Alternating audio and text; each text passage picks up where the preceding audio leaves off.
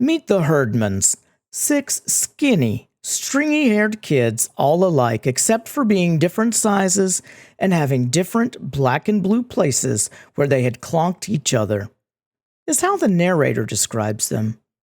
The oldest is Ralph, then Imogene, Leroy, Claude, Ollie, and the meanest herdman of them all, the youngest, Gladys. The Herdmans are the stars of Barbara Robinson's book, The Best Christmas Pageant Ever, which begins, "The Herdmans were absolutely the worst kids in the history of the world. They lied and stole and smoked cigars, even the girls, and talked dirty and hit little kids and cussed their teachers and took the name of the Lord in vain, and set fire to Fred Shoemaker's old broken-down toolhouse."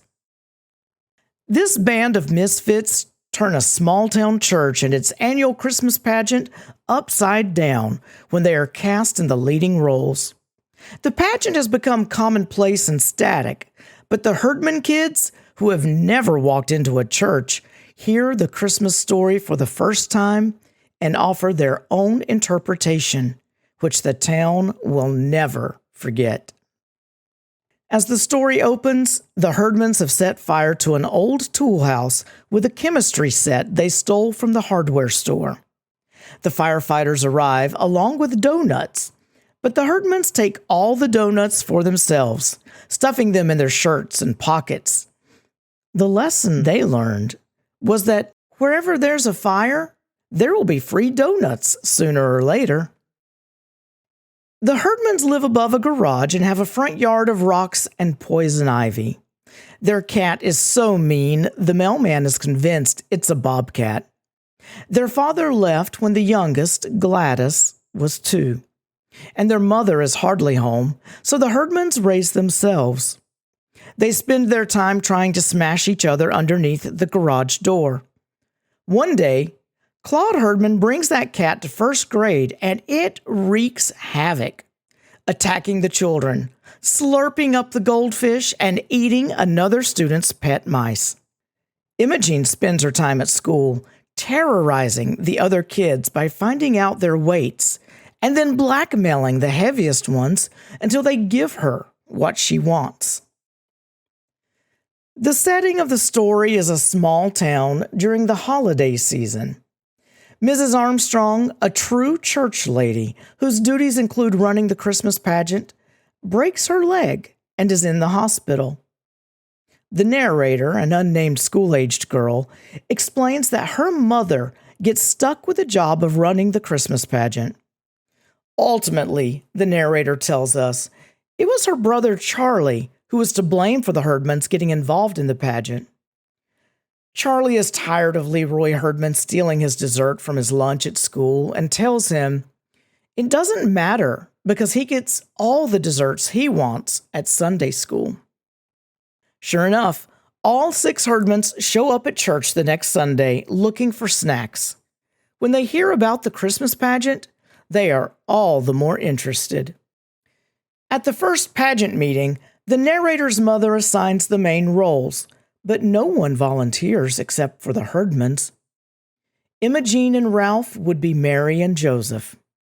Leroy, Claude, and Ollie would be the wise men.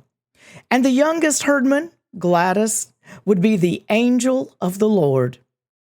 But the Herdmans haven't ever heard the Christmas story. Now, hearing it for the first time, they are both incredulous and outraged.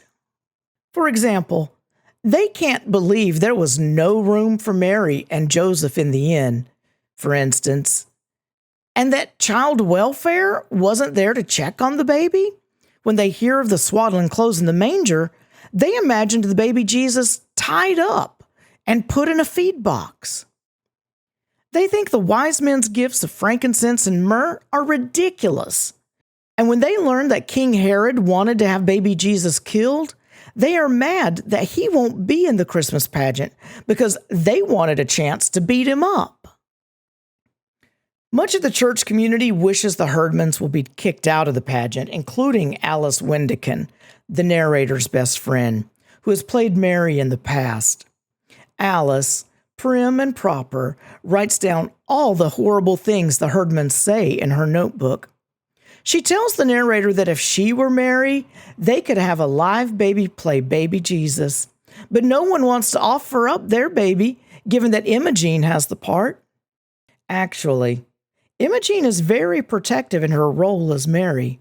She smacks anybody who comes close to the baby Jesus.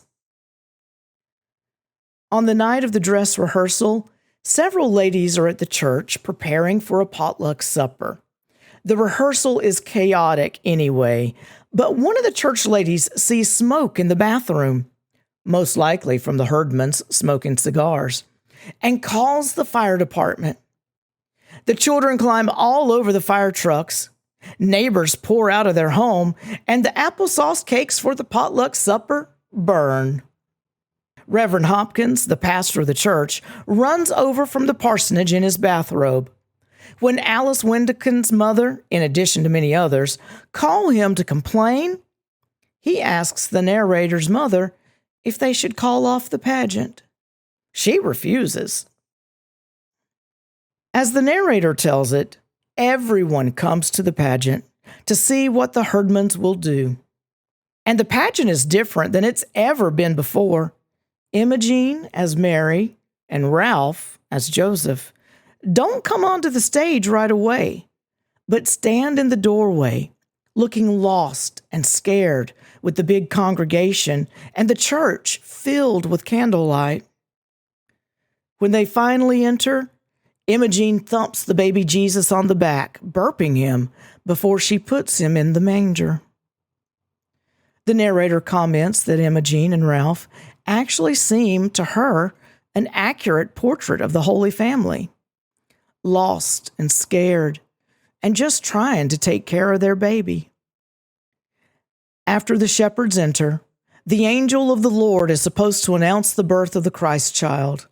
Gladys, taking her role seriously, yells at the top of her lungs, "Hey! Unto you a child is born!" The narrator notes how scared the shepherds appear, probably mostly of Gladys, but the scene seems just right to her.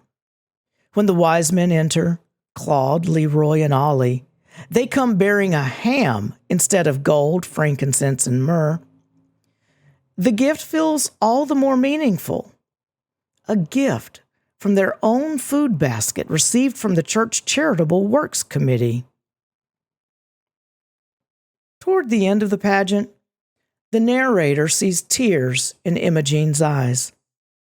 She tells us, Christmas just came over Imogene all at once, like a case of chills and fever. And so she was crying.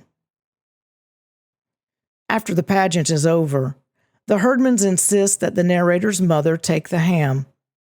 But Imogene does ask for a set of Bible story pictures and says that one of Mary looks just right.